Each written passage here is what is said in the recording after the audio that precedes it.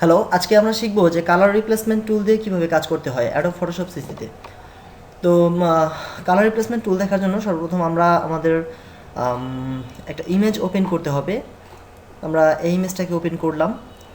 এখন এই colour replacement brush টুলটা আমরা পাবো হচ্ছে যে টুল বারটা আছে এখানে, যে ব্রাশের যে গ্রুপটা, এখানে জাস্ট আমরা যদি রাইট মাউস ক্লিক করি তাহলে আমরা দেখবো যে এখানে কালার রিপ্লেসমেন্ট টুল নামে একটা টুলস আছে। তো এই টুলসটাকে আমরা সিলেক্ট করব। টুলসটাকে সিলেক্ট করার পর আমরা যদি চাই যে এটার কালারটা আমরা একটু চেঞ্জ করে দিব। এখানে তিনটা আছে, তার মধ্যে একটা পেয়ারের মধ্যে আমরা দেখা গেছে যে কালারটা একটা বা দুইটার মধ্যে আমরা কালারটা চেঞ্জ করব, একটাতে অরিজিনাল রেখে দিব।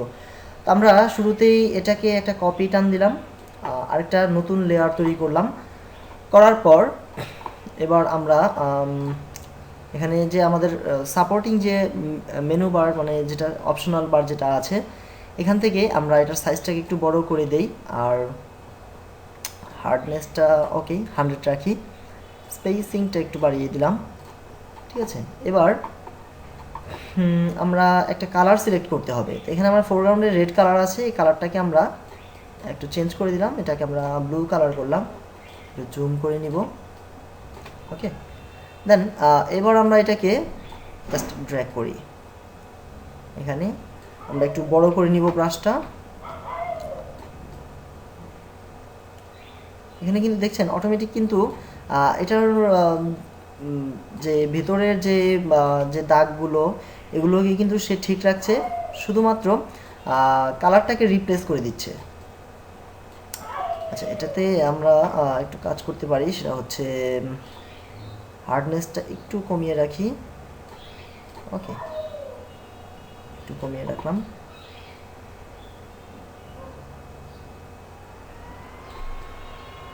আমরা এভাবে এটাকে ব্রাশ করতে থাকবো।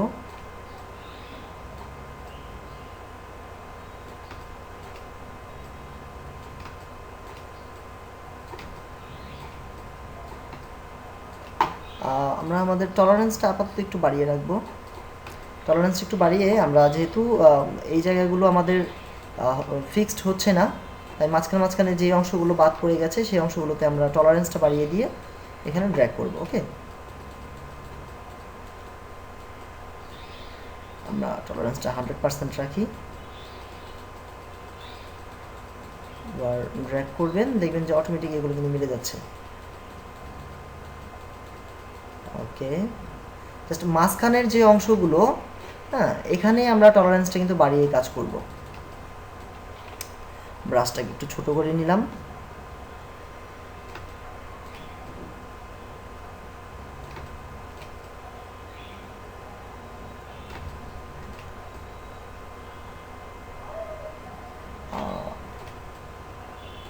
ওকে, এভাবে প্রত্যেকটা জায়গায় আমরা এটা ব্রাশ করে নিব।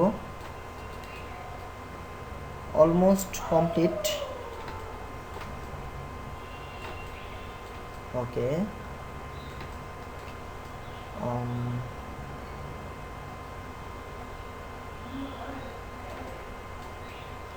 একেবারে কর্নারটা ছাড়া, একেবারে কর্নারটা এই মুহূর্তে দিবেন না, যেহেতু আমাদের টলারেন্সটা এটা 100% করা আছে।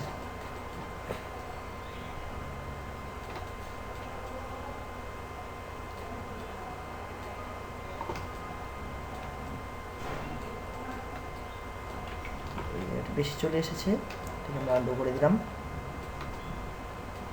ওকে, এবার যেহেতু মোটামুটি আমাদের এটা কমপ্লিট হয়ে গেছে, কিন্তু কিছু কিছু জায়গায় একেবারে কর্নারটা যেহেতু আমাদের কালার হয়নি, তাই এই জায়গাটাতে আমরা কালার করে নিচ্ছে করে, কারণ এবার আমরা টলারেন্সটা একটু কমিয়ে রাখবো, রেখে এবার যে যে অংশগুলো আমাদের দরকার শুধু জাস্ট এখানে এভাবে ড্র্যাগ করব, তাহলে কর্নারগুলো মোটামুটিভাবে ক্লিয়ার হয়ে আসবে।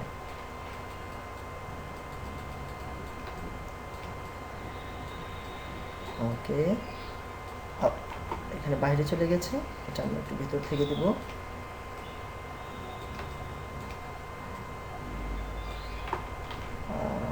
আন্ডু করবো।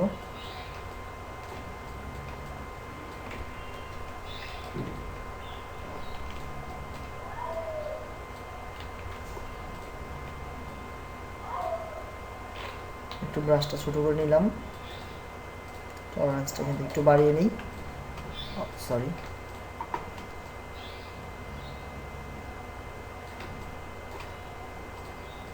এটা আপনারা একটু সাবধানতার সাথে, হ্যাঁ, আস্তে আস্তে এদিক থেকে এটাকে কাজ করবেন।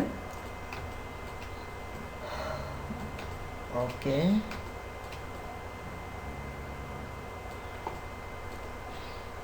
এটা আমরা খুব বেশি জুম, দেখেন এখানে কিন্তু প্রায় 500 জুম দিয়ে আমরা কাজ করছি, তাই দেখা যাচ্ছে কর্নার থেকে। হ্যাঁ, যদি আমরা এতটা জুম যদি না থাকে তাহলে দূর থেকে কিন্তু এটা বোঝা যাবে না।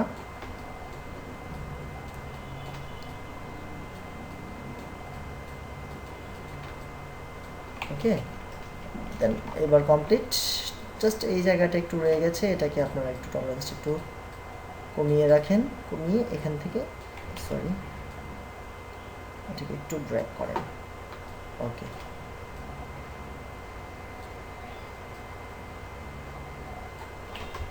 তাহলে কিন্তু এখানে আমরা যেমনটা দেখছি যে এখানে অলরেডি আমরা একটা কালার চেঞ্জ করে ফেলেছি।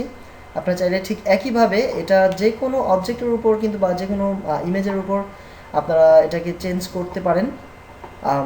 আমরা চাইলে এখানে আরেকটা যে পেয়ারা আছে এটাতে আমরা আরেকটা কালার চেঞ্জ করে নিতে পারি।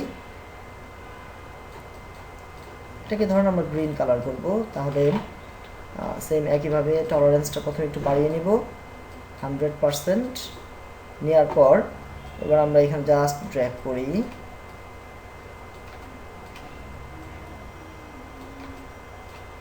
একেবারে কর্নারটা ছাড়া, একেবারে কর্নারটা কিন্তু এখন করবেন না, ওটা টলারেন্সটা কমিয়ে তারপর ওটা করতে হবে। আমরা ব্রাশটা একটু বড় করে নিই, যাতে আমাদের কাজটা একটু সহজ হয়।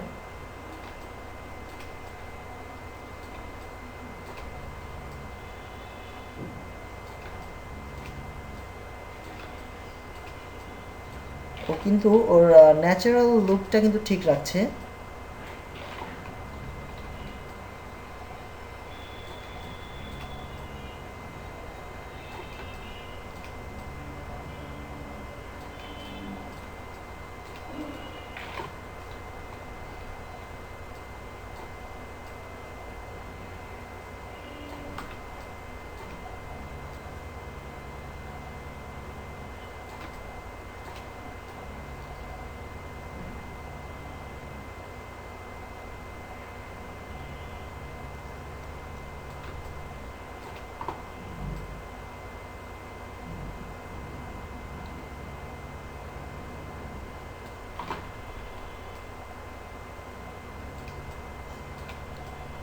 কর্নারগুলো দিয়ে আপনারা একটু দেখে দেখে করবেন।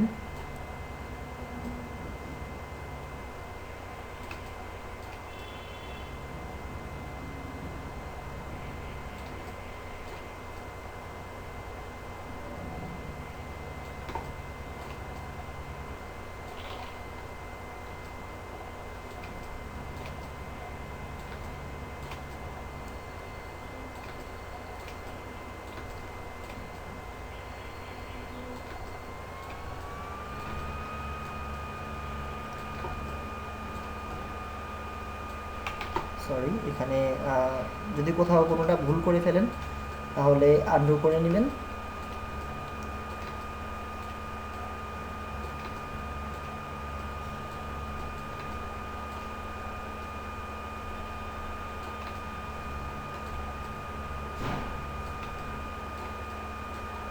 ওকে, যেহেতু এখন আমরা কর্নারে চলে এসেছি তাই আমরা টলারেন্সটা একটু কমিয়ে রাখবো।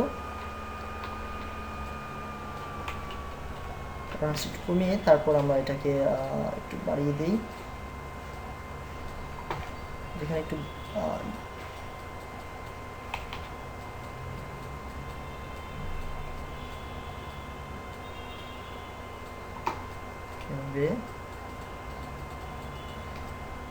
কালারটা রিপ্লেস করে নেবেন। ওকে, তো যেমনটা আপনারা দেখছেন যে এইভাবেই কিন্তু আমরা সরি, এখানেই কিন্তু এভাবেই কিন্তু আমরা আমাদের কালার রিপ্লেসমেন্ট টুল দিয়ে কোনো একটা অবজেক্টের উপর আমরা কালারটাকে রিপ্লেস করে নিতে পারি। তো আশা করি এই যে কালার রিপ্লেসমেন্ট টুলের যে ব্যবহারটা এটা আপনারা বুঝতে পেরেছেন। Thank you.